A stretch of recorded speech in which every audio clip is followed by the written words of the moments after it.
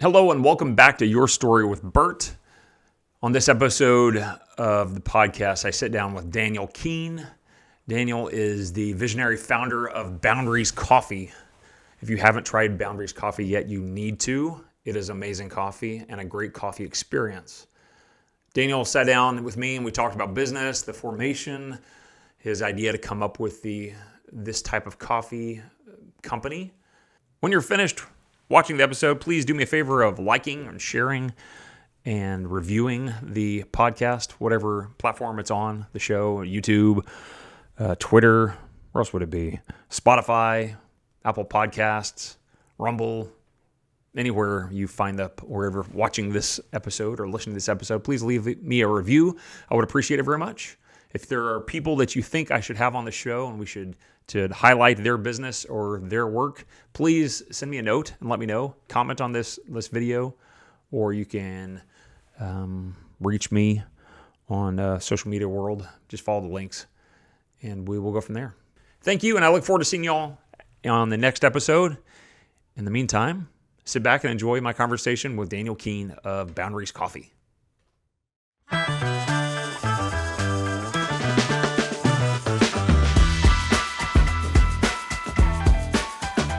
Welcome back.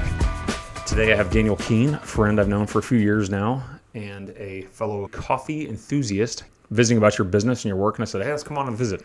Yeah. So, welcome. Yeah, thanks for having me. How did you get into coffee? What was your... Yeah, that's a good question. Yeah, because before Boundaries, I was never a barista. I didn't work as a barista or anything like that. You just enjoy the flavor and I just like coffee. Yeah, it was kind of a combination of things. I went to University of Arkansas for finance, studied finance and accounting. Okay. And loved it. And while I was up there, I ran into a company called Onyx Coffee Lab, which was just getting started up there. And fell in love with the product through them. Was kind of blown away by the quality that can be produced. And it's called Onyx? Yeah, it's called Onyx Coffee Lab. They're in Rogers, Arkansas. Okay. They're very successful now. When I ran into them, they just John and Andrea, the owners, had I think just bought an existing shop and then kind of converted it over to a new brand and stuff. Was it near the university? I don't know where. Yeah, Rogers right by the Rogers is to the north, but originally it was in Fayetteville, which is the University of Arkansas's kind of town. And Andrea had just competed at, I think at Worlds or won National World Barista. There's a whole world of barista competitions and stuff. She did really well. And they bought that business, converted over. And anyways, that was my experience as a student, was going in there and was blown away by the quality. And having grown up here in DFW, I knew this is kind of a special. I didn't know coffee could be that good. I thought it was essentially just a commodity, and so that was my first experience into specialty coffee. And so growing up at DFW as a car culture, I knew that you couldn't get that level of quality in DFW. And why? Well, for one, it was relatively new. They call it third wave coffee. So your first wave coffee is generally like a commodity, Folgers in your cup, commodity U-Ban. coffee. My dad used to love U-Ban. Yeah, totally. First wave. Second wave would be kind of the cafe experience, like the Starbucks essentially is like a second wave. So you have a commodity coffee. Like a Dunkin' Donuts or something, or is that... Yeah, I don't know Dunkin' Donuts probably. I would say Dunkin' Donuts. Some people like it, and I don't like their coffee, but they're like, oh, I have Dunkin' Donuts in the morning. I'm like, seriously? Yeah, if you're from the Northeast, which, maybe that's it. Recently they weren't even around here, which is crazy. Yeah, people tend to latch onto a brand, and then they are convinced. They get educated by their brand. They're like, that's what they think is good quality coffee. And so they're convinced. And so when Dunkin' came to DFW, it was a big deal. Which is why you've seen them succeed so well, I think, just with the crossover between Northeast and DFW. I didn't realize that. Okay. But yeah, typically second wave would be like Starbucks, Howard Schultz, making a nation of coffee drinkers. So you went from an experiential kind of coffee drinkers, cafe. Howard Schultz kind of famously went to Italy. Saw what the cafe lifestyle, loved it, and then replicated that kind of tried to replicate that with Starbucks. So he took what was like a commodity at home drink and then made it a culturally an eventful experience. And so that's a main reason why Starbucks has been so successful, is kind of through his leadership in that regard. And then you have third wave coffee, which is, I think, probably Intelligentsia, however you want to pronounce it, out of Chicago, is kind of the founders of that. Is that a company? Yeah, they're still super them. Successful. You can find them basically any grocery store. It's got It's not like a freestanding. No, like in Austin they have a store. I think Chicago you'll find cafes, but usually you would experience it like through just the roasted coffee that's in the grocery store. Okay. And it's like a wing. It kind of looks like almost like a aviator wing kind of brand. So anyways, cool brand. But they and what's called the third wave coffee is that growth of the industry to bring more like experiential, higher quality, not just commodity kind of buying green coffee from around the world, but actually working with the sourcer, the growers, roasting. That's where you'll get like generally like a lighter roast and conversations about notes, and kind of taking what was like you take this nation of coffee drinkers and then kind of lean into that higher premium quality, more experiential, and in terms of the cafe experience, but also artistic kind of expression in the quality of the drinks and the milk texture and all that. That's where you see like latte art, and you think about that stuff.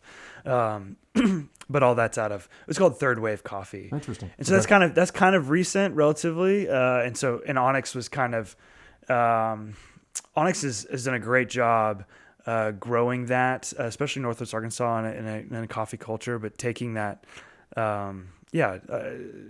just pressing into that, being, another Intelligentsia in a kind of a different region and stuff. And so for me, that was the new experience for me was, I'd grow up just commodity coffee, Starbucks, whatever. And going to Northwest Arkansas, meeting Onyx and experiencing like the quality of the roasting and the milk texture, the cafe experience blew me away. And so I wanted to, nothing like that existed in DFW as far as I knew. Okay. So I wanted to take that to DFW. And actually, funny enough, like got a friend together, we fresh graduate or about to graduate, came down here, met with some other shops that were kind of similar, some owners of shops that were somewhat similar to what we were trying to do. But we knew we wanted to do it in a drive-through setting, just because of the car culture.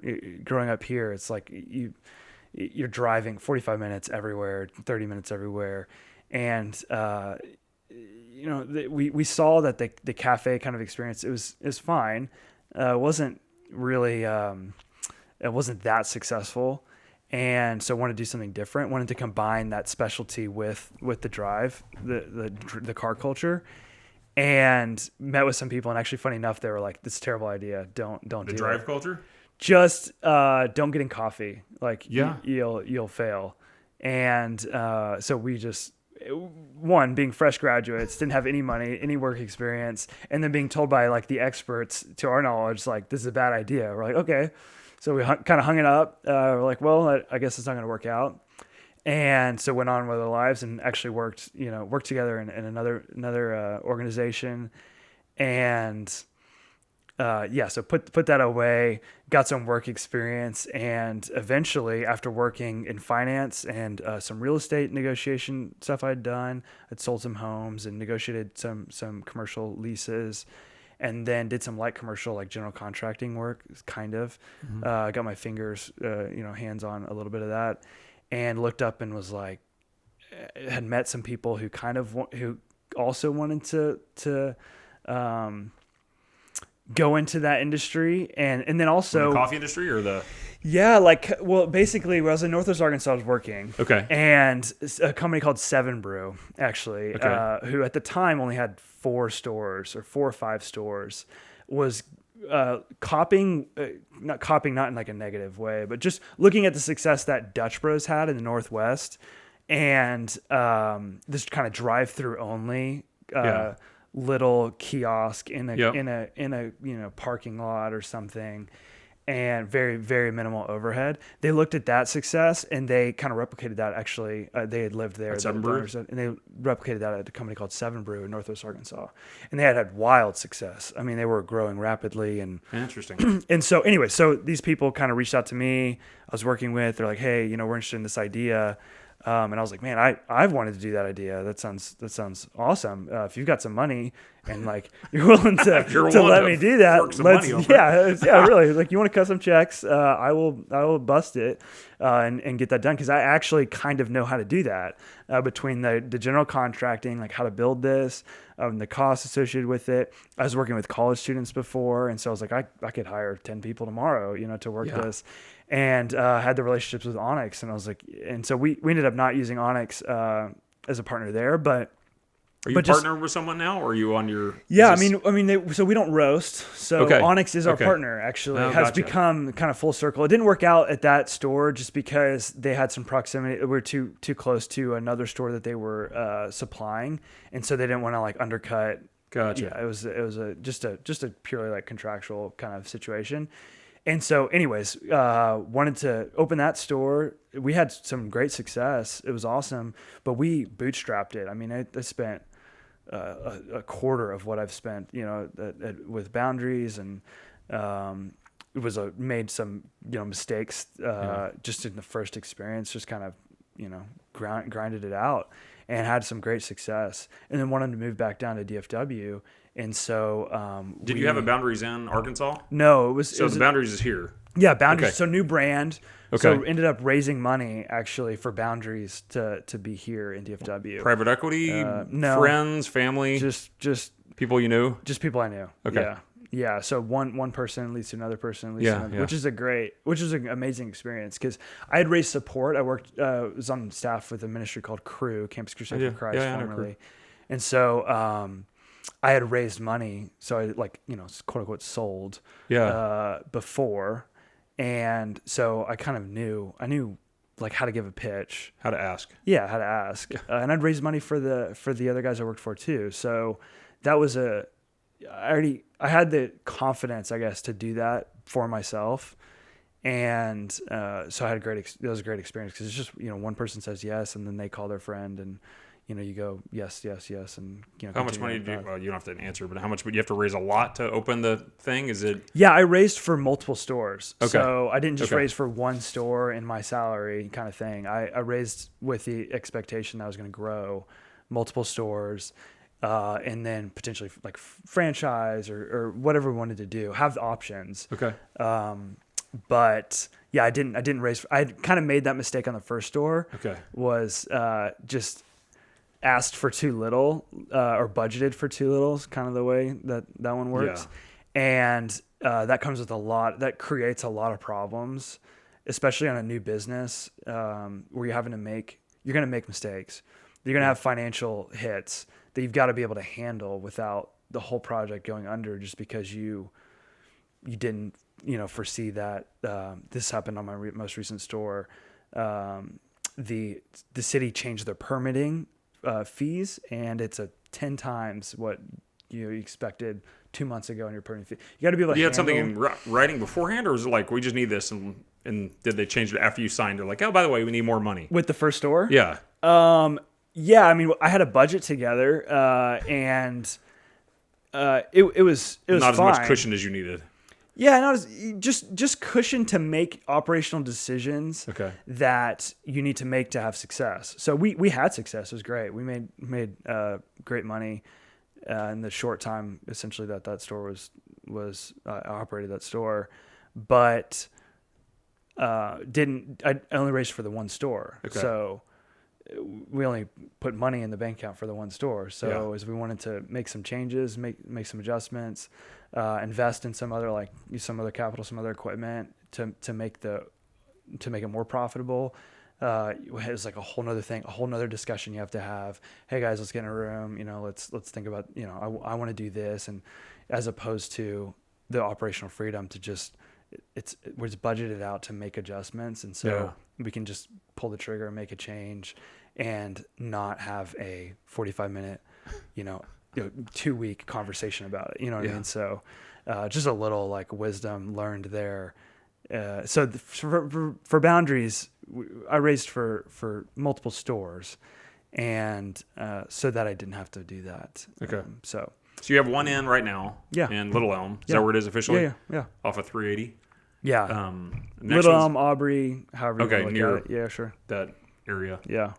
So west of the tollway. And then we'll be open here, and technically it's another, on the borders of a town, but technically Salina, Yeah. but Prosper, right across from Prosper ISD, Yep. one of the Prosper schools, and football stadium and stuff on Frontier. So that'll be open in February. So Nice. So a hopefully month. by the end of February. Yeah. A little over a month. Yeah. That'll be exciting. Yeah, I'm excited too. So you went to Arkansas, you studied business. Did you study entrepreneurship and starting your own business, or was this one of those things you just knew that's an option?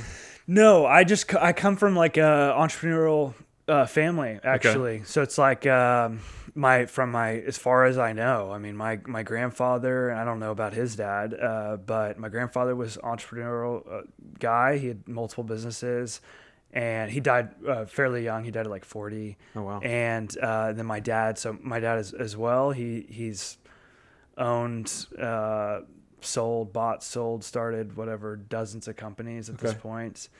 So that's super influential to me. It was seeing his success and also having somebody you talk to. It's like, yeah, I've had that problem before. Like, it's no big deal. You can get through that or whatever the deal is. And then at one point, I have 3 other siblings. All 4 of us owned our own businesses. Okay. And now one of them is no longer works for herself. She's got a job with a great business, a great other business. But 3 of us are remaining as self-employed, own our own businesses. So my brother's kind of funny in the wine business, which is it's the coffee and wine. And then you sell wine at your Boundaries too? Yeah. It changes the it changes the dynamic. That would be great. That would be awesome. Unfortunately, drive-through only. That'd be a wine. complicated situation. During COVID, maybe a getaway. Maybe they could still do it. I don't know. In Arkansas, they had those drive-through liquor stores. Are they here? I mean, they changed it with COVID, changed some things. Like you can bring open containers home now. Yeah. I'm like, I don't know. Just put a piece of red tape over it. As long as you're not driving, it's fine. It's legitimate. So, yeah, gosh. Do you drink coffee? I drink a lot of coffee. Okay, yeah. I was like, some people don't. I'm like, I know people who do coffee things and they don't really drink it. I'm like, seriously? Oh man, I love coffee. I'm multiple. I drink mostly just drip coffee, so filtered coffee here. And black and multiple cups a day. Dark, medium. What's your roast of choice? So technically, what we serve as like our house drip right now is like would be considered like a medium roast. The Onyx has created this language for us. It's a traditional versus modern is kind of Jolly Boys. It's just to be different. A little more pretentious. A little bit. Yeah, that's the goal. No, it's just because dark. It's too simplistic. You're thinking too simplistically about. Good job. You passed. You gotta use the phrase modern traditional because modern traditional. whatever. Yes. So, but yeah, I'm a coffee fanatic. And like everyone, Is your wife? Yeah, she's a latte drinker, and she likes like the sugar and the milk and all that stuff. yeah, more like filling, like a full meal. If I drink a latte, I'm full for lunch. So, but I'm a fan. So, and as much as you try, I tell people that, like, I just had a couple interviews and I tell people this all the time. Interviews for employment? For employees, yeah. Okay. It's just, you come into Boundaries. You don't have to be a coffee snob to come work here, but you need to be a coffee snob within a couple weeks, or it's not gonna work out. You gotta have a passion for what you're doing. If you're not passionate about what you're doing, you're not gonna do it well. So you can people can roll their eyes at you, but if you don't care, you may do okay, but you're not gonna succeed at what you're doing. So that's true. You gotta be passionate about what you're doing, and if you are, you will succeed. Most likely, you'll figure it out. So, but yeah, it's been a great experience. Entrepreneurship is a lot of fun. So the drive-through, I guess I'll soon see that as you're built up, dropped one here in Salina. Yeah, here in Prosper.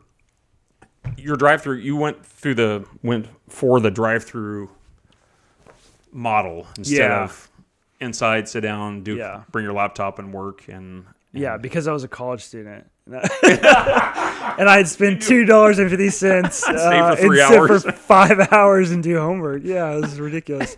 No, actually, I remember distinctly. Like, I have a friend who had a shop, and he would just lament. He was just like so bitter about that. To me, Were people staying there all day? yeah, like he's like, man, you're taking seats from paying customers. I was like, I don't want to feel that.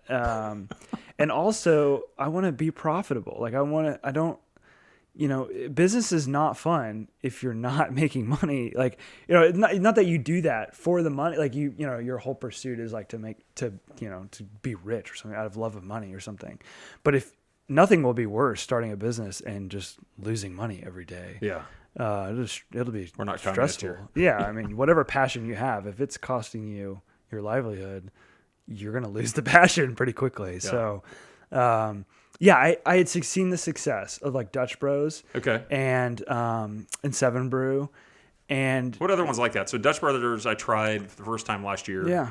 And drive-thru only. It was drive-thru only. I didn't go inside. Yeah, there's no. They do have a way to walk in, don't they? At Dutch Brothers. Walk up. They do walk up. Okay, yeah. Is that what it is? Yeah. So lower overhead. It's great. Yeah. You can move through cars quicker. You can design the interior store. Starbucks.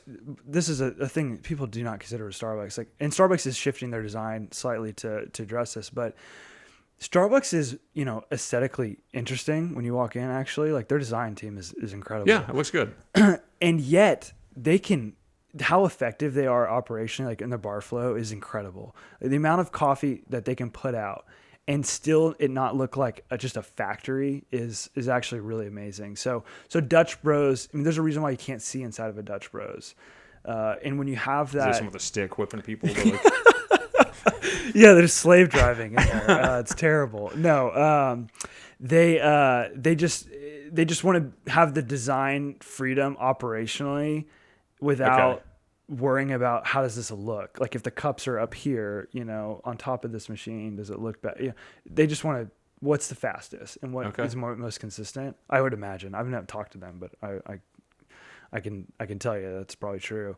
And so. Yeah, so you can walk up yours. You could walk up to a window. Yeah, we have a walk up. We have some kind of combination. Like, I tried to marry the two elements. Like, people love that independent coffee shop. Yeah, they appreciate the quality, and so that's what Boundaries is. I should have said that. Like, we are marrying that specialty coffee in a convenient setting. That's the goal with what we're doing, and there's been some developments in like technology and. With grinders and stuff where we can deliver the quality that you'd expect at the nicest, aesthetically pleasing coffee shop you've ever been to in a matter of 45 seconds or a minute. Crazy. So that's kind of just recent and consistent. And so we're kind of what I'm trying to do is take the success that similar to how Starbucks and others have done this before, take the success that Starbucks has created with the drive-thru, Dutch Bros has created, and then take the specialty coffee, that higher quality, and present it in that familiar setting, and just try to beat them on the quality. Because we can compete on speed now, and we can compete on convenience. But they can't compete with us on quality. So where we still I think we still get beat on is the customization and people get like Starbucks is, I mean, you sit in a Starbucks and you look at the drinks that go out and it's three sizes, 25 syrups and there's. So you're not going to have that.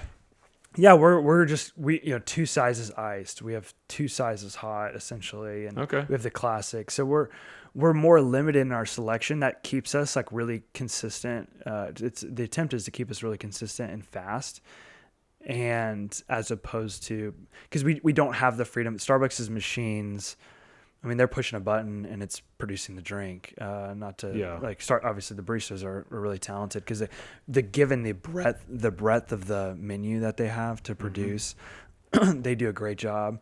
But Starbucks there's no no's in Starbucks. Like, it's what do you want in your cup, and they're gonna make it for you. We're gonna have at least in structure, more knows. We're gonna. It's like we can't do that. Go down the street to Starbucks. Yeah, like we don't have whipped cream. We don't have whipped Oh, you cream. don't? Yeah, yeah. So Okay. we don't have whipped cream. It's just a thing. It's just. So you It's have half not and half. You don't specialty. have whipped cream. Yeah, like I mean, we Or will. We milk, will. what do you- Yeah, so like in a latte, like a hot latte. Yeah. I mean, you're never gonna go into a specialty coffee shop, order a latte, and they're gonna put whipped cream. I mean, that's gonna be second wave. Yeah. Okay. It's a I guess denigration Starbucks of the does. quality. I Yeah. never get that at Starbucks. I think Yeah. my kids do. Yeah, anything Like the so- fruity drinks and so they'll leave an inch and a half at the top of the cup and fill it with whipped cream, which is to each their own. To us, we dial back the sweetness.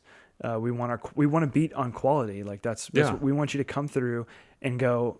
I thought I had to put syrup in coffee and all this stuff, but actually, when it's roasted right and brewed right, it tastes phenomenal. And so this is spectacular. That's why like people like, what do you like coffee? I like it black unless it tastes horrible and then I have to cover it with something. So if I like my coffee, I like to enjoy the taste of coffee. Yeah. I don't like cold black coffee. I mean, I like hot coffee. For most people, that's like a foreign concept because they've only had commodity Syrup. coffee, Syrup or coffee. Terrible. Starbucks' approach generally is to over roast their coffee because they know. I mean, I don't know specifically the data, but I'm sure it's 98% of their drinks that go out have syrup in them, and so they want to contrast that dark, bittery. So you can kind still of, taste it a little bit. Yeah, same thing with like chocolate. So what makes chocolate so good is like cacao is bitter. And then you add the sugar, the milk, salt. and it brings out the sweetness. Those kind of the two flavors together coming together is really like great combination. We do similar stuff. Like if you have most of our drinks are sweet, but if you are not going to sweeten your drink, we're going to go for a more modern, a lighter roast. Because it's just going to taste better. But if we put that lighter roast like that, we're really proud of that lighter, more modern coffee in with the sweetness, we'll get a complaint because it just clashes together. Interesting. And so there's some thought behind it. So Starbucks is sourcing from I don't know how many hundreds or thousands of growers. A lot. And then but they want consistency, and that's I still go to Starbucks so I'm traveling. It's like I got nowhere to go. I know I can go to Starbucks and get my brown sugar, latte, and it's going to taste the exact same as if I'm on another continent, essentially. That's because, you take that green coffee, you roast it, super, super dark, and then you put the same syrup in, and it effectively comes out the same, which is it's pretty smart on their part. I mean, they're obviously incredible. They're doing fine. Yeah, they're doing great. Howard Schultz has built a empire, which is crazy, but yeah, it's fun. Coffee's great. Coffee is great. So you don't roast your own. No, we just buy from. So because it's easier to buy from them because the roasting setups I've roasted and I love roasting and I love fresh. It's cool. Freshly popped coffee beans that just taste, but it's a lot of work. It's a lot of work, and I'm never gonna beat Onyx. I'm never gonna do a better job than them. How big is that? Have you seen their facility? Yeah, it's phenomenal. Yeah, it's like huge. They just moved to a new one. They had a Onyx HQ in Rogers that was incredible, and then they outgrew that rapidly. I mean, they do I can't remember the numbers, like 55,000 pounds of coffee a week or something. It's absurd. You do half of that for your boundaries? Yeah, I do. I do a lot less than that. Surprisingly, like, I was just having a chat with a friend, like the store design, you're mostly thinking about like dry goods storage and refrigerated storage, like milk. Coffee is like just takes up a tiny section of your store because 1 bag of 5-pound bag of coffee will serve us for a long time. You get a lot of cups out of that, but you're mostly going through milk and cups, and things like that. So, but yeah, they just graduated. They call it Coffee Costco. It's like a warehouse of roasting. Just for where do they source their beans? All over. I mean, they're organic, non-organic. Is it what do they do? I think technically they're not like FDA certified organic. Going through that's a pain. Yeah, and they're also not like technically fair trade. They're well above fair trade. What do you mean well above? So fair trade is like they pay way more than what would be considered like a fair trade level for their per pound on their coffee. Okay. But they've developed their relationships with their roasters or their growers for forever, And I mean, they've built.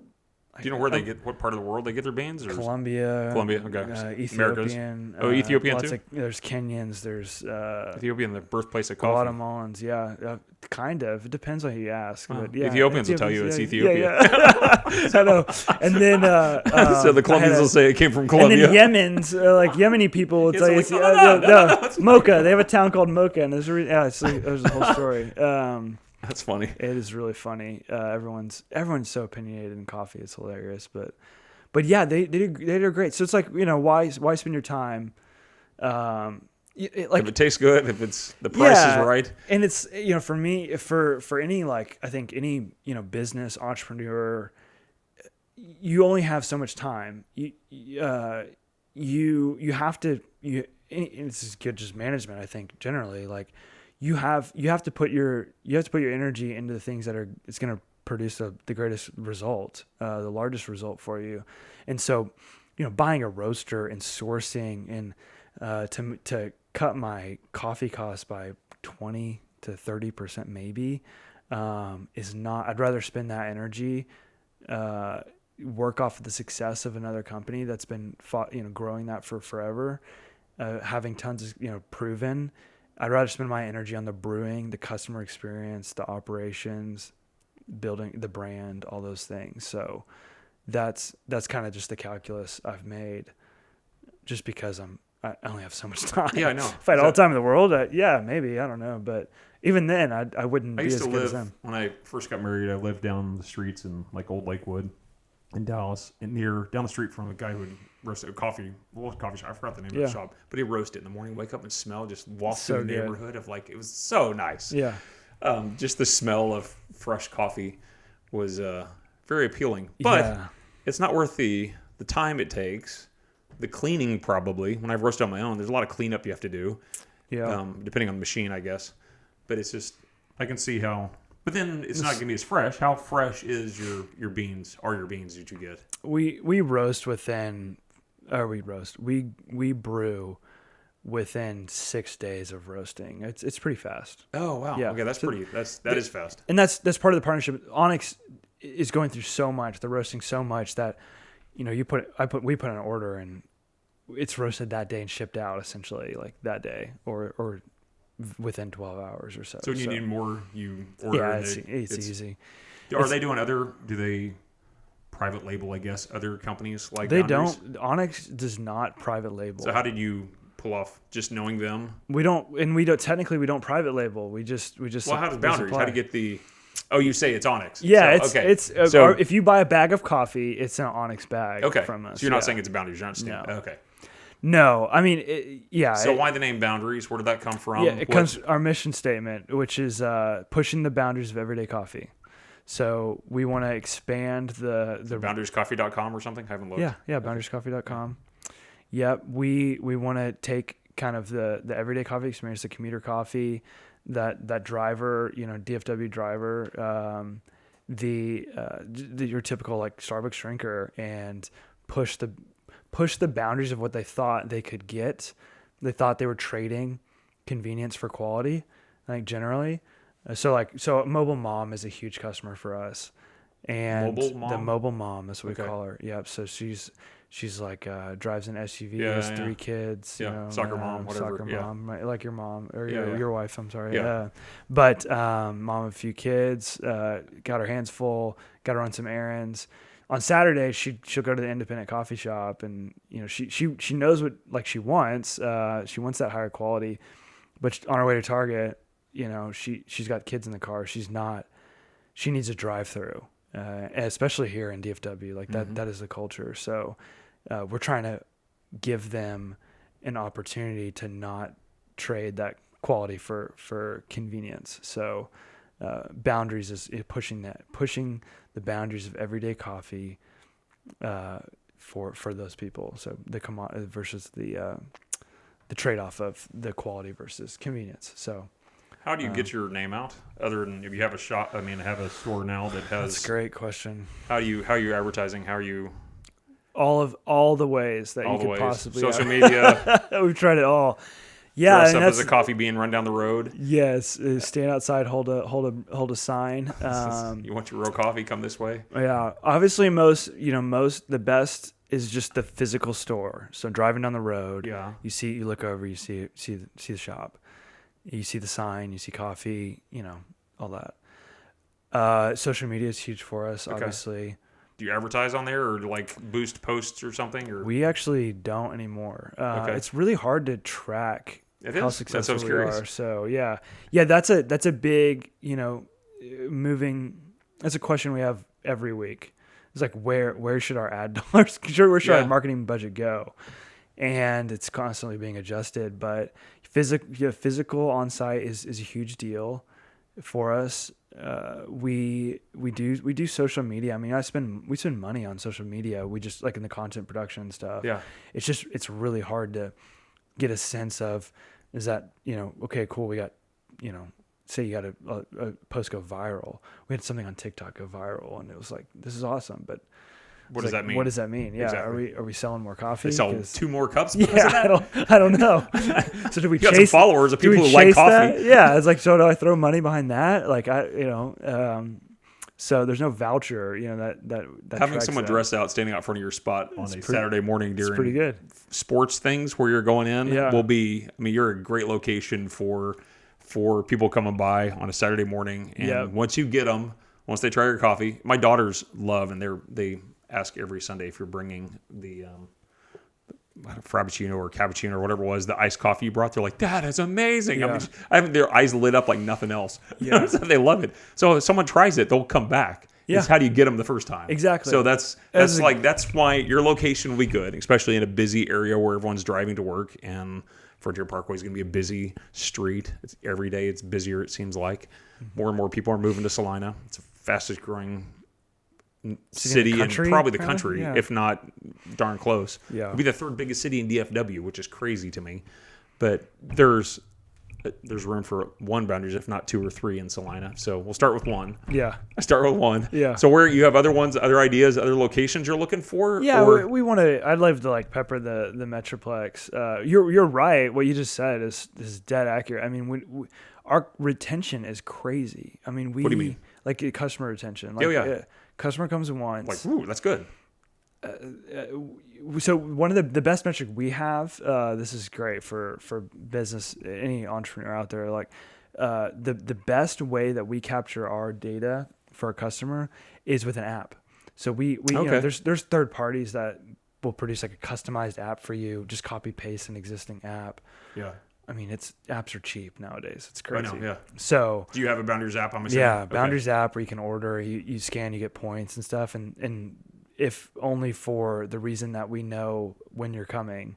So you can now, for the customer experience, they can come in and they can just tell us their phone number, and that quantifies as like a check-in. But yeah, that's how we're able to track. Interesting. 75% of our sales every day are people with the app. So that's, assume maybe it's 80, 5% of of our customers forget to, get their rewards if you're being generous. And But when they pull up, if they don't have the app open, like, what's your number? We'll put it on here. And yeah, we can do that. Okay. So we capture most for sure, but it's amazing. That is a conversation we constantly have. Is they come through, they love they didn't know, they've never had it. Quality that good. They've never had coffee. Yeah. First time they've had coffee. Absolutely. They've never had. They thought they had, but they hadn't. Yeah. It's actually crazy. So we keep them when they come. Oh, yeah. It's the challenge that we have as a business is this DFW is a land of corporations. Yes, it is. And where I had success in Northwest Arkansas, where it was, you're not a national corporation. We're gonna patronize you. Like we're gonna come just out of like, we want unique business. Yeah. Where I had that up there, we don't have that in DFW. It's the opposite. It's the assumption is you're a national corporation. They don't assumed it's a chain. Assume it's a chain. In fact, it's a frequent, like we get reviews constantly. This location's great, and it's like that's all we have right now. So, Thanks. Yeah, great. Appreciate it. So that's a challenge we have is people love consistency. And so we're competing against a company like Starbucks, which like we're unfortunately competing with a company that's got such like a generational hold on people, and you're trying to tell them, abandon that, risk $7. I know you're consistently okay with what you're getting over here.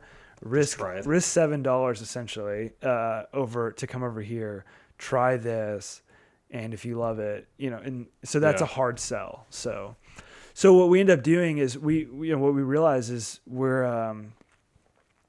we are the local coffee shop, so we'll lean into that. So we have this kind of outdoor area that's nice and aesthetic, and like a sitting area, turfed for people? area. Yeah, okay. Yeah, turf. You'll have that in the Salina location as well. Smaller, but yes. Okay. Yeah, and we do events. We do we'll do like kids story time. We do vendor fairs. We don't have a local farmers market where we live, where the store is, for some reason. It's just not the culture. Okay. And so we try to lean into that. So we just create our own. We're like, well, we'll do a quarterly small business fair. Oh, nice. We bring in small business. They set up booths. It brings in customers. We don't charge them anything, and we sell coffee. Oh, I bet you do. They benefit a lot. So your new location is not going to have as much room then. Not as much room, but still possible. Yeah, it's still possible. Okay. Yeah, maybe not that large at the events, but yeah. So that I just got off a call. Actually, just talking to a customer, and that was how she heard about us. Was she drove by and she's like, oh, there's moms out there with their kids. Like let me go pull in, and she did, and then she's like, oh my gosh, I've never had anything like this. So that seems to be the most effective. We get a real sense, and I can see numbers. Like that's a successful marketing plan in that regard. Yeah, you're right. Social media is like, who knows? With social media, it seems like if you're trying to get AdSense or people clicking, you get paid for people clicking on something. That's one thing, but actual driving traffic to one location where right now is going to be tough in social media. The other one that I realized that we've had a lot of success with is through the app. We're getting people's phone numbers, and so texting them, just MMS text, so like photo text messages. Like we've decided we're spending a lot. We're blowing the budget on that.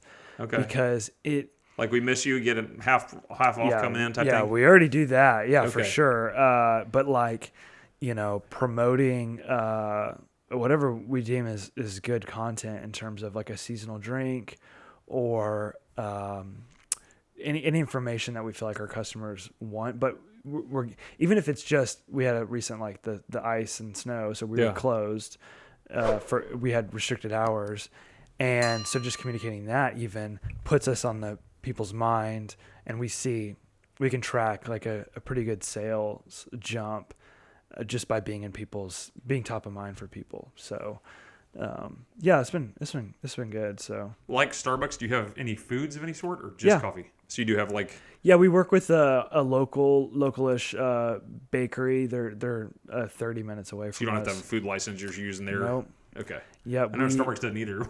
They deliver every day. Okay. Starbucks is like they just open the package and put it out there. Yeah.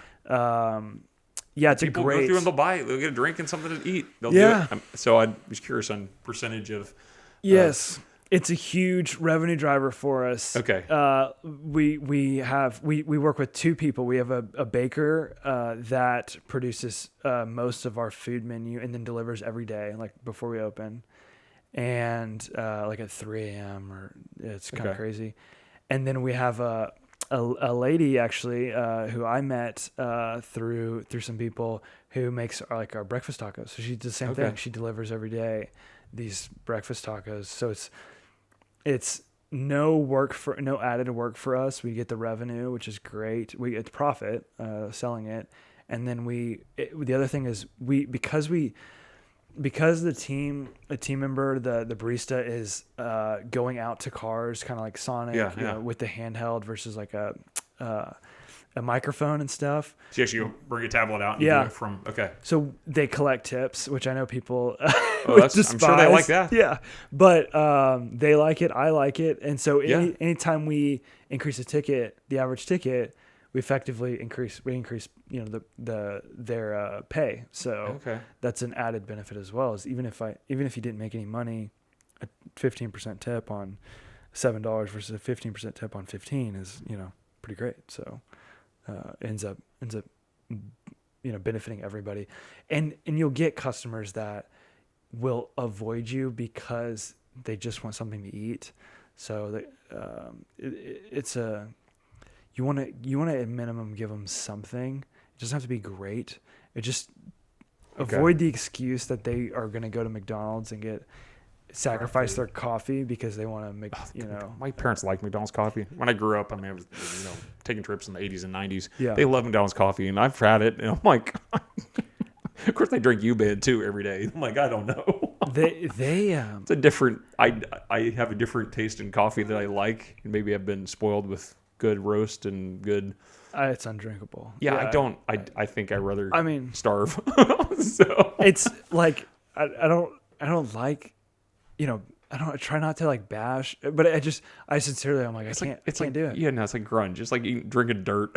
So. You just get really, it's the story I hear constantly is like, and it's true for so many people. It's like it's I tell like my brother and stuff, like it's like wine or something. Like if you drink boxed wine all the time, you're like, yeah, it's great. That's fine. That's what wine is. But then you have, I don't know, you someone like educates you a little bit, you experience something a little better, and then suddenly you're like, oh, okay, I see the difference. Wow. Yeah, it's a little different. Not that I have to have that, but like I see that I'm missing out on something. So is there a sommelier for coffee?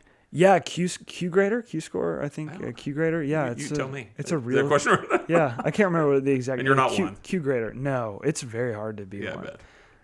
That would be cool. That would be cool. Yeah, it's years. Oh, I'm sure. So sommelier, like you can get a first level or first tier like sommelier pretty quickly, and then you work your way up, and then I think like by the time you're like a third level or something, it's really there's like very few of those people. There's no coffee version of that. It's just like you're either the top tier or you don't have a license or grade. So coffee is interesting. Watching like the SCA world competitions, like if people Google like or YouTube or something like SCA barista competitions and watch them, because it's a presentation and it's conversational and it's this roast and this coffee and this these notes and all these things, it'll blow your mind. You're like, I thought this was just bean water, and it's pretty crazy what they can do with like a little fruit seed. So yeah, when it's you start wild. they can tell what part of the world it's from. Yeah. What's the berries, the flavor that has. This one has a berry flavor. This has more of a chocolate flavor. This It's is more crazy. Of a fruit, flower. I don't know. It's crazy. But yeah, coffee is. I love coffee. So I love good coffee. I don't love all coffee. So that's the. Sorry, stop. Yeah, it's definitely interesting. It's a lot of fun. But yeah. So business side of things, what books have you read that you recommend for business books? Oh man, that's a good question. I know, yeah. So is there like one book that like I want to do, this is a good business book? Or it doesn't have to be business. What books have you liked reading in the last 5-10 years? I'm like weirdly not a big business book guy. Okay. Actually. Okay. I'm a big reader. So it's not business then. Some of them, like somebody told me this one time, is like most books are like 100 pages too long At least. and most books can be a few pages, and a few pages can be a paragraph, and a paragraph can just be a sentence or whatever. Like some business books to me are like the epitome of like I got it in the first two pages. If you didn't, you've been paid by the word at that point. What's let me think of some. So you studied business in college, and you but it's you just knew you liked business. Yeah. You didn't. I liked business. I travel. I did some like I traveled with my dad like kind of worked with them, like Okay. not like worked with him, but you know what I mean? Like watched him work Yeah. as a kid. And so it was just fun. Like we were I was just constantly touring this plant, makes this sausage or Okay. pepperoni. Or So he's in the whatever it food is, business of some sort. Your dad was. all sorts of stuff. So Okay. food manufacturing, some just manufacturing generally, like contract manufacturing. Okay. Some healthcare stuff. A lot of cool stuff. I was just looking at like my most recent. I'm just kidding. I don't know. learned As a a lot of business owner, if you're like, theology. what was that? I said I read a lot of theology. Well, that's good. Theology's good. Yeah, I'm I trying. listen to most. Usually, I'm always on the move, so maybe it's one of these people drink coffee in the car, but always listen to either a podcast or an audiobook. I seldom listen to music in the car because I'm always listening. And when I listen to books, audiobooks or podcasts, I listen on like 1.75 or 2 speed, double speed. We just read as a group, kind of my management team. We read 21 Irrefutable Laws of Leadership by Maxwell, Maxwell's written like A bunch so of books. many books. Yeah. So anything by him is great. It's gonna be good. That's super So how big's your helpful. leadership team? You have 2 managers between 2 stores, and so then the other one you're got this yeah, managers up for the next one that you're Yep. getting everything hiring, ready training. She's doing Okay. all that stuff, and then I have like a director of marketing. to. Okay. So we use what's called like a EOS kind of. I've never like fully adopted this, but the entrepreneurial operating system. Mm-hmm. So we use that as like a operating system. I don't know, like a management structure. So we do like a L10 meeting, Okay. which is going through our rocks, like our major goals for the quarter, and our issues and resolving those there. So everyone, all of those people are there at that. That's like, before at the beginning of the week, kicks off the week, and gives some accountability for everybody. But so I try to treat the managers like kind of the culture of that is they have a lot of input on. That's another thing. Like That's working good. with my dad, it's like that's kind of his. He's very good at culture, like building culture in teams. So he's a big Maxwell fan and all those guys. And so part of that culture is everyone has the right to speak into whatever issue the business is addressing, needs to address. It's not, finance siloed off, and finance can talk about finance issues and marketing can talk about marketing. It's like we're all making decisions. Good. So they feel they have ownership of the which is the what shop. you need. Which is what you need. Definitely what you need. You need that especially like when you're a lean kind of team. Yeah. You have to have people feel the authority to make a decision that's for the best interest of the business. Because I can, especially when we're really small, it's like I can see if it's a bad decision, I can correct it. Yeah. So it's not. You just don't have to micromanage every detail. Yeah. Micromanaging drives me crazy. Yeah.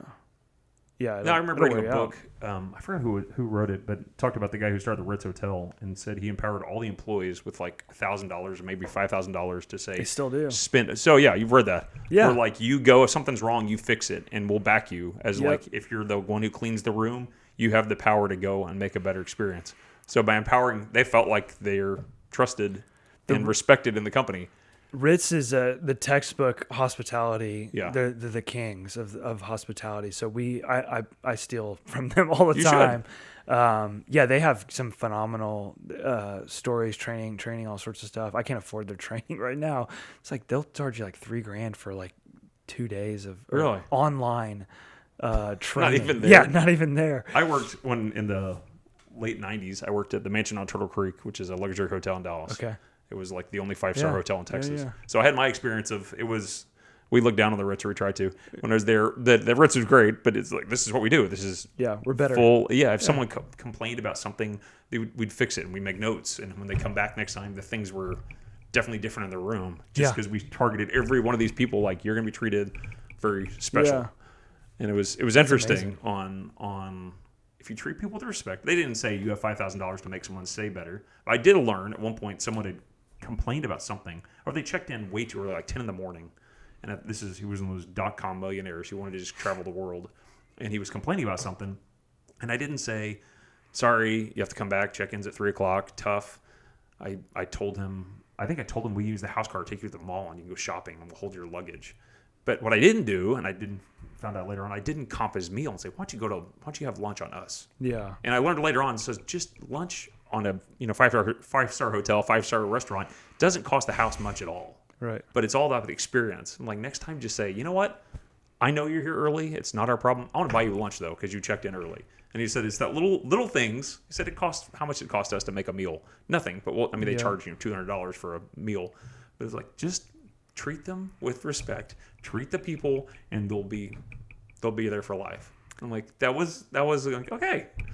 That's a phenomenal. Yeah, that's a great. It is shocking how like a little bit you can like disarm. Oh yeah. Oh, let's. Oh, yeah, no. And for us, like we'll do stuff. I have a friend who operates Whataburgers, and he explained to me. I feel like an idiot for not knowing this, but they give like free. They don't have good coffee. It's okay. No, they don't. They're trying to expand it. Good luck. Yeah, good luck.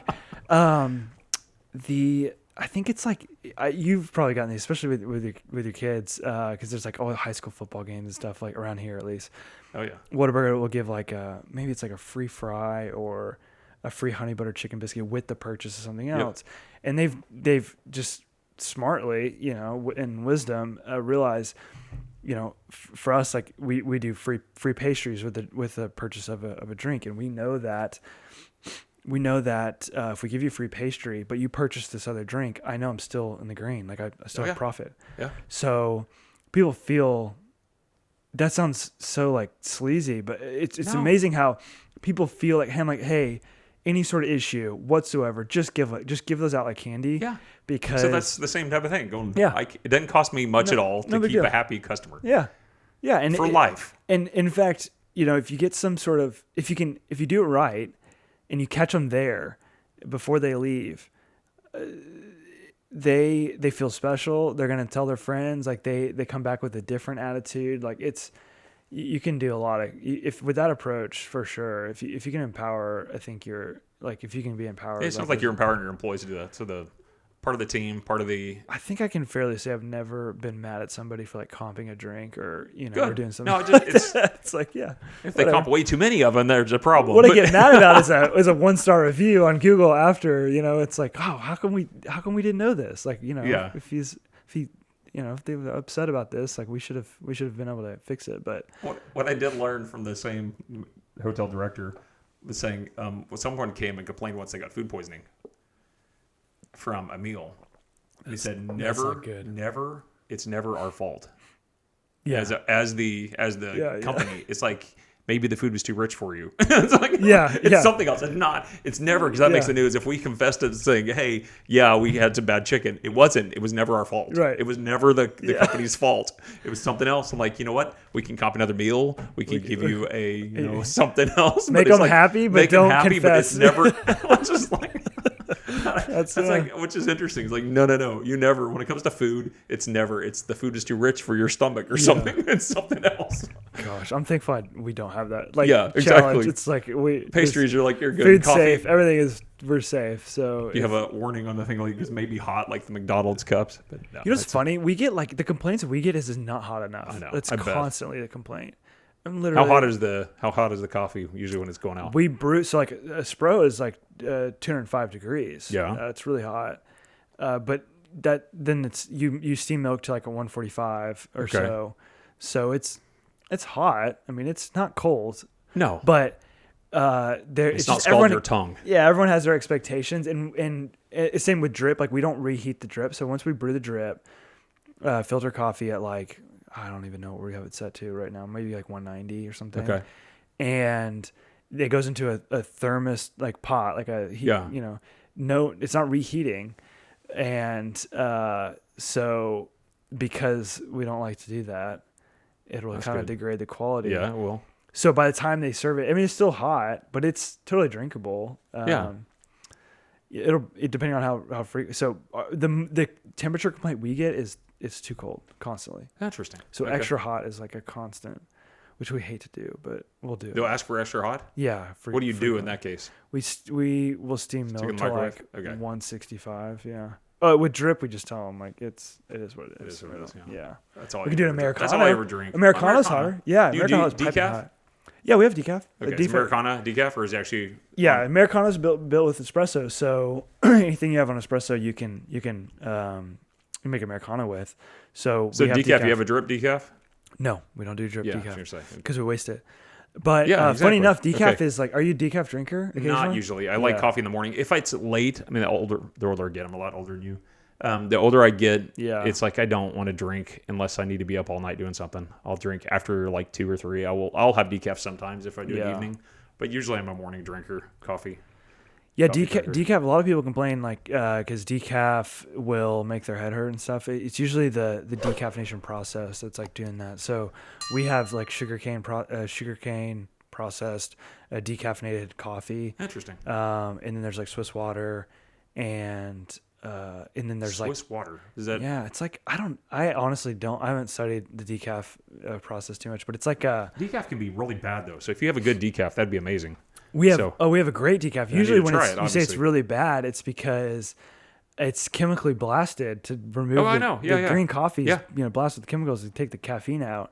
But you can use like natural methods, like Swiss waters. I can't remember the details, but I'm pretty sure it's a pH. It's like whatever pH balance and whatever mineral content that water has pulls the caffeine out How for interesting. whatever reason. Okay. And it's just like clean. It's no big deal. You just like wash it, and I don't know if you pressurize it or what the deal is, but that's So it's a pour over the decaf, or is it a an instant? This is so we just use it on espresso. So Okay. we pull shot, and Americano you pull shot and water. You add water. So you can. We've got 3 coffees technically that you can get an Americano with, but we don't do drip with. But you with don't decaf. you don't drink decaf. You just waste it. I know. It's kind of people aren't that particular. If you drink a decaf, you're not like a picky. No, you're not I being don't. Picky. You're just No. I yeah. was like occasionally if Yeah. I want coffee and I'm Yeah. like, well, I don't want to drink caffeinated this time of night. Yeah. So I don't know. It depends. Yeah, Maybe it it's- depends on the coffee, but I haven't had decaf in a long time. It can taste terrible. can Most of taste it atrocious. is really really bad. But you can also have really good decaf. So, but yeah, it's so funny. There's like a lot of coffee is maybe boring to some people, but it's actually No, really it's interesting. it's Yeah. interesting. Yeah. No, it's just love I in a different life I would have had a coffee company or a cafe or something. That Yeah. I just love coffee and I love the people sit around and have a cup of coffee together and Yeah. visit and just like, and nowadays I guess you do it and take it to go because that's the only option I have for you. But unless you have a small place to sit and have a coffee on a nice day, there are like 20 nice days in Texas, so that's good. No, I'm kidding. Yeah, there's no, more. I There's don't more know. than 20. It's so funny. So like 85%, I think, of Starbucks' sales are iced coffee. So like Really? nationally, like it's unbelievable. I don't like iced coffee. Do you? I Most guess you people do. who have a feeling about it. Oh, maybe don't it's Starbucks like, iced coffee I don't like. Yeah, maybe. I mean, like ice lattes, Yeah. nitro for us, which we put ice in. Okay. But yeah, it's kind of funny. 85% or 80%? Yeah, so like our seasonality crazy. is January, February are the worst. Every other month is awesome. So Okay. it's kind of funny. I mean, January is typically bad. January and February are typically bad for every shop. But like May, I I don't think know what company does well in January, I think February. last year like May was our best month, which is crazy, especially given like when we opened. So May and then November, You'll do December. great in springtime where Yeah. you are. You're going to be It's busy. great. It's going to be nice. I know the spring. It's going to be the high school football and it's or not fall, football, but soccer. I mean, it'll be but soccer. yeah. It'll be flag football things. There's Yeah. a bunch of people. You'll be across from a area called Frontier Park and the Children's Health Stadium Yeah. in Prosper that is very, very busy in the springtime. I think it's like somebody told me Crazy it was busy. like, I haven't done the numbers on it, but there's like no parking for a lot of times. Now there is with the football stadium. You can park there. yeah. But even in the fall, when football's in the fall, you'll be busy in the fall too. It goes through October, November. I think somebody told me it was like 350 days a year. There's like major events there. Oh yeah. So You have a good location. yeah, it'll be Probably great. wasn't cheap, but it was a good location.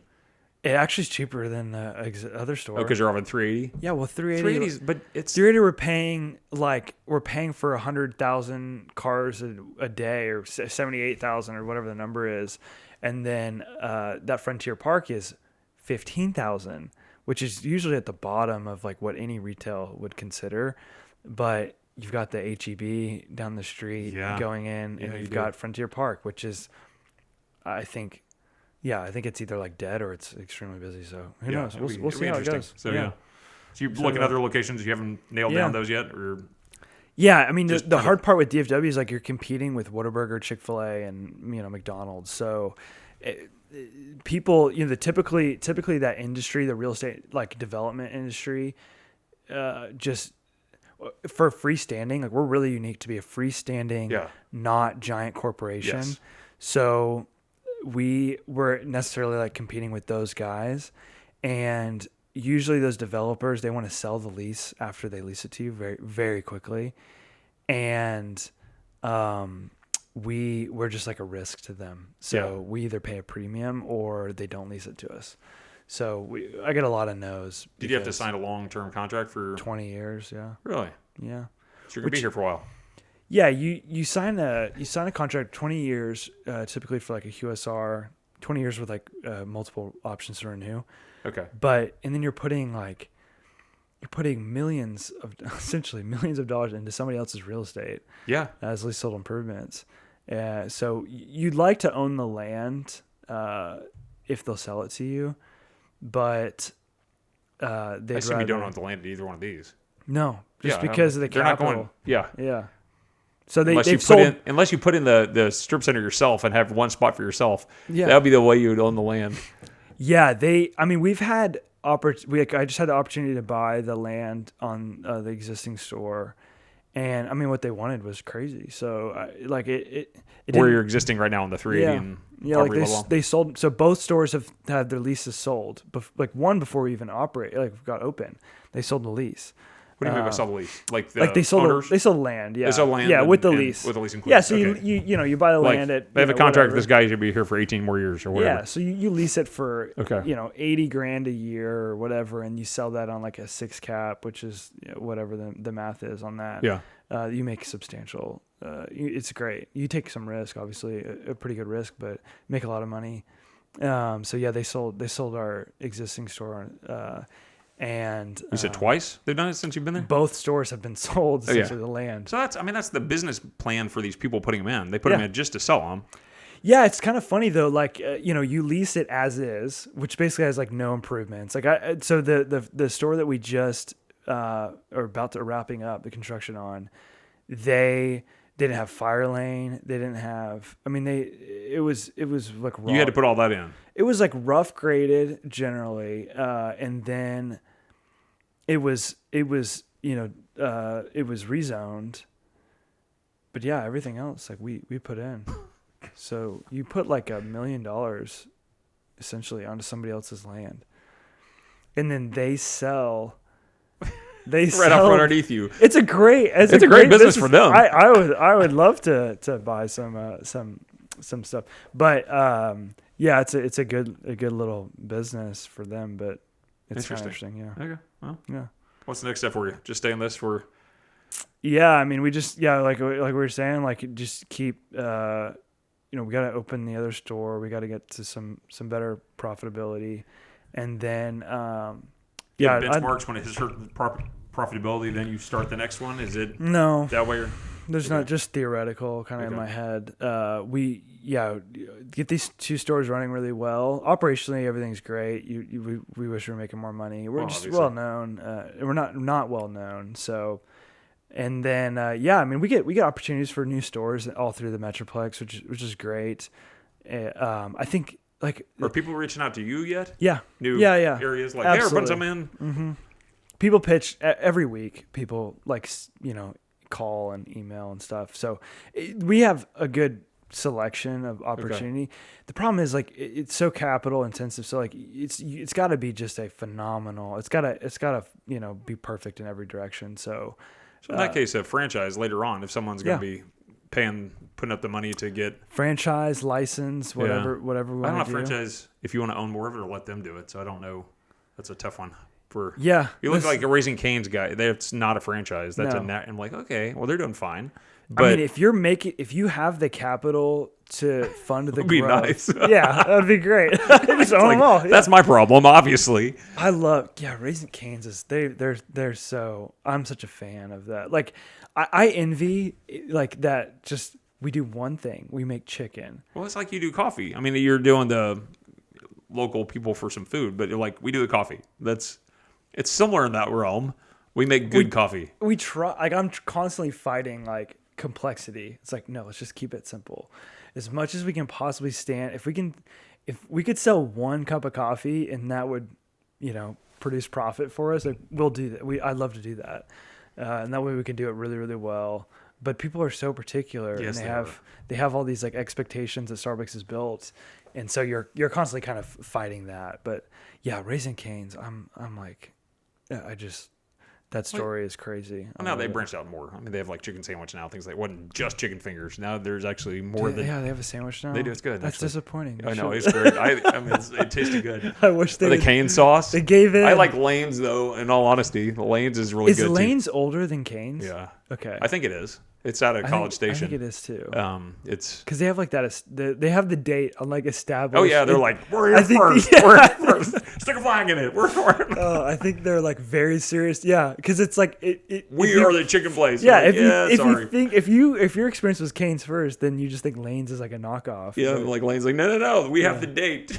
See? It's pretty good. I like it. Is. It. I like. It's from College Station. I think the people owned the one in Frisco. You went to A&M? Or I what? did not. No? I've been to the Lane's the original. Okay. Yeah, it's pretty good place. I did not go to A&M. I went to SMU. Where'd SMU? Yeah. Oh man. I went 2 years at junior college and 2 years at SMU. Okay, SMU. Got my directing producing degree expensive. from there. Yeah. Hey, well, they gave me a lot of money. It was actually the time cheaper That's for me to go awesome. to because I was older.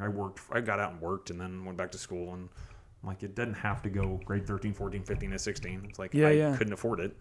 But because I was older and out of my dad's household, they were able to give me some grants and other things. That's so great. the time is cheaper for me to go to the last 2 years at SMU than go to UNT. Did you like it? I did, but I worked the whole time. I mean, I didn't have the college experience. I mean, I was involved and I enjoyed. It was a good experience, but I was deacon at our church at the time. I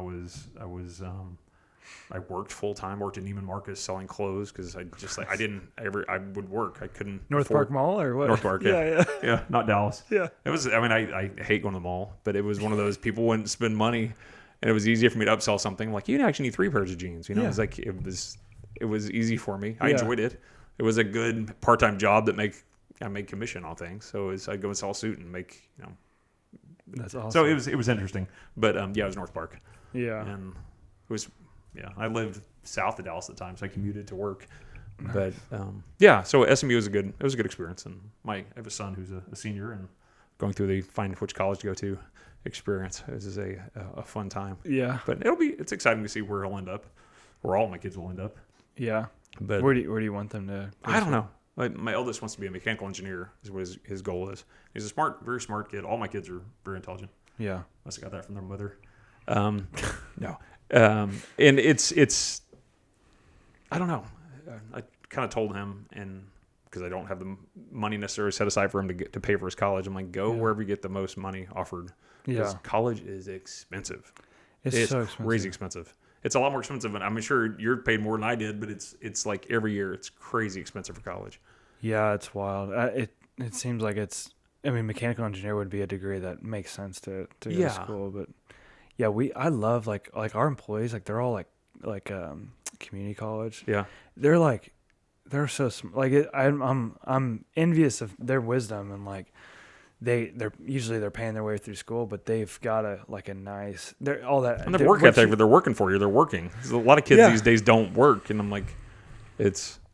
Yeah, I mean, in your. Did you work through college? Did you? No, I didn't work through college. My parents were adamant on not working. Oh, that was so nice of your parents. But that's not what happened. They're like, yeah. Their attitude was focus on your school, and I'm like, okay, well now I have all this free time, so you got to know coffee. Yeah, well, I ended up ended up working out well. Yeah, it was fine. Maybe. Yeah. I don't know. It's such an interesting It is so expensive. It blows my mind. Crazy and then the expensive. opportunity cost too. It's like you're not working. It's crazy. It's, you run the numbers. You're like, holy smokes! I spent $100,000 a year. Yeah, so that's like, one of the things. We run the numbers, and as an engineer, makes sense. A&M or University of Texas would be good schools, but they don't give any money. They hardly give anything because they don't have to. I mean, A&M has 70,000 people willing to pay to go there. I'm like, why would they give money? Yeah. So it's Arkansas is one, they'll give him some, but it's out of state, so you have to pay a little more because you're out of state. So it's one of those. It's just it's a game of trying to figure out who give the most and how that work. And anyway, we'll figure it out. We have it coming. Yeah, that sounds. No, I think it'll be an interesting year. But that's Yeah. okay. It'll be this time next year. He'll be somewhere else. Probably. Yeah, that'd be great. Or working nearby and going to college nearby. I don't know. Yeah. But it's and he might be drinking coffee by then too. I don't know. So that's he doesn't. My kids don't drink coffee yet. I get up and I make coffee. Well, I have a little drip thing in the morning. I'll sometimes I put it on a timer depending on what time I have to get up. Yeah. And I'll just drink a cup of coffee on the run. It's funny, like at church the other day, I'm watching she had to be like 11. She's pouring herself a cup of coffee, and I'm like, what? In the...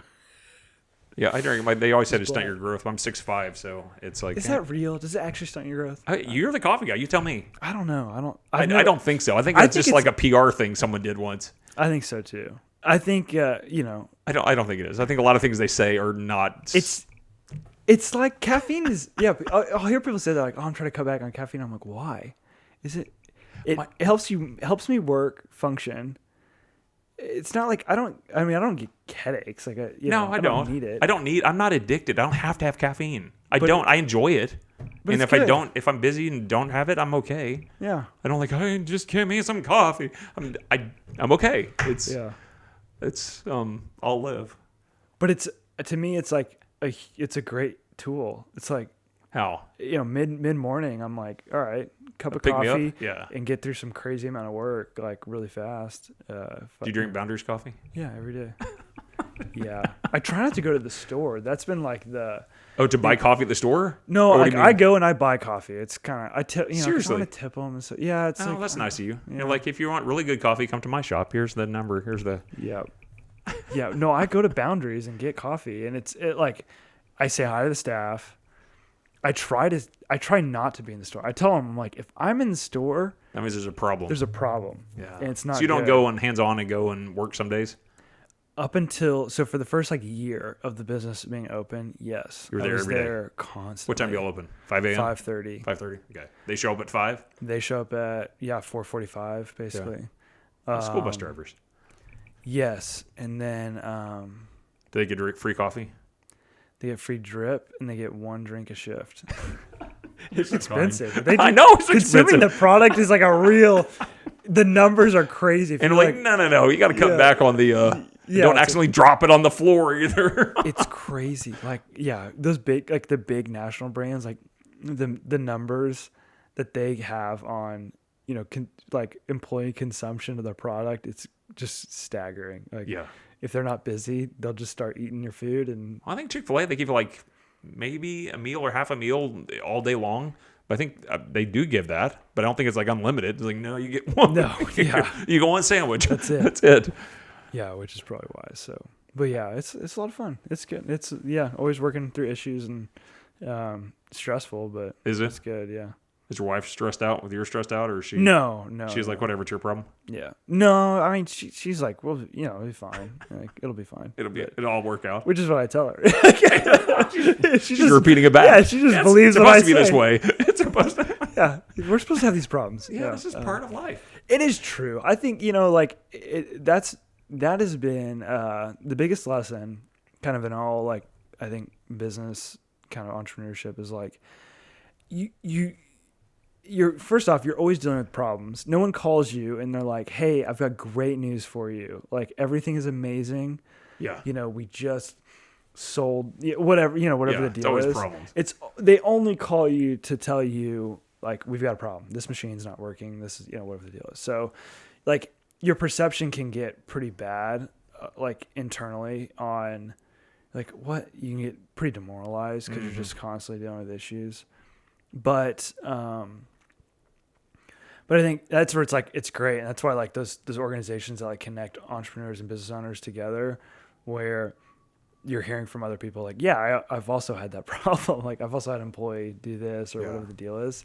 It can be really great because especially if you have like an older mentor or business owner who's telling you like, you'll be fine. Like, do you have those people you talk to? Yeah, yeah, definitely. And that's where like a good healthy like partnership can be great. Or even just somebody who's. Is it your company or do you have a partner? Do you have? I have investors. Like, okay. Yeah. But you have like other business people make decisions, or are you the? No. They're just the investors with you. Yeah, it's. You don't have to bounce ideas off someone else who approve them. Yeah, you can't have. That was kind of a problem I had with my first partnership. Like, you can't have. You got to be very. You have to have a great operating agreement. Is what it's called. Like when you go into it, you've got to be super clear about like who's making decisions and who can voice, their feelings, but or their thoughts. But at the end of the day, like this guy's calling the shots or whatever. Yeah. If you get too many cooks in the kitchen, it's a disaster. So everyone has expectations, and you don't want that. So you want a good, the rule of thumb is generally like only take a partner if you absolutely need it. Because anytime you add another personality, you add a lot of problems, complexities, and so if you do that, you have to be very, very upfront about, what are your limits in control of the business? What are mine? And who's getting paid what? And when are they getting paid? And like all this, everything has to be set out beforehand because it'll cause problems. Nothing in the future. vague. So yeah. Any assumptions, Assumptions are bad. Assumptions. About assumptions. Right. So assuming is. I've experienced that firsthand. So, but it's life just lessons. A lesson. Yeah, life lesson. Yeah, you try just not to pay too much. That's the other degree that's really expensive. It's more expensive than college usually. Yeah. Just try to pay as little as possible, and that's pretty much it. So you get paid for it. Yeah. How can people follow you? Boundariescoffee.com. Yeah, boundariescoffee.com, Instagram, boundariescoffee. Anything like that. And you said you're on TikTok? Are you on TikTok? Yeah, we're on TikTok, but I don't even know what the... I don't know how long that'll be allowed. I don't know if it's like being trashed. Apparently it's getting... Yeah, I don't know. Is it getting banned? Not? I don't know. There's words that it's getting banned. I heard that, and then I'm like, they're just saying that to... Thankfully, my livewly is not tied up. It's not tied up with viral TikTok things that people split coffee. No, I'm not shilling products on TikTok. But yeah, Boundaries Coffee, Instagram, I imagine TikTok. I'll put links in the show all notes. That stuff's great. And then if you're in the DFW area, Little Elm on 380. Okay. You just Google Maps or Google Boundaries Coffee, you'll find us. And then we got that store soon to be coming. Salina. Yep, soon to be Salina, Prosper next month. So that'll be awesome. Yeah, I'm excited. Yeah, thanks for having me. Yeah, if you haven't, wherever this podcast is on, I like Spotify because you can put the video on. I like video podcasts more than audio, but I listen to the car. So anywhere, YouTube. You have YouTube. You should probably do a YouTube also, just so you have like. I do have a YouTube, but I don't have any videos. Okay, well, I can fix that. Yeah. YouTube. Follow and find our podcast, Your Story with Bert, on Spotify, Apple Podcast, YouTube, Rumble, all those other places. Twitter. I'll put it on Twitter too, and I think LinkedIn. This would be a good LinkedIn. I have a LinkedIn. Yeah, sure, I'll share it on LinkedIn. Yeah. I'll tag you on it maybe. Yeah. So appreciate it. Daniel, thanks, man. Yeah, thanks for having me. It was fun. Yeah, we'll do it again soon. Talk about the new things. Yeah. The new excitement in Prosper Salina. It's great. And what's happening there. Appreciate it.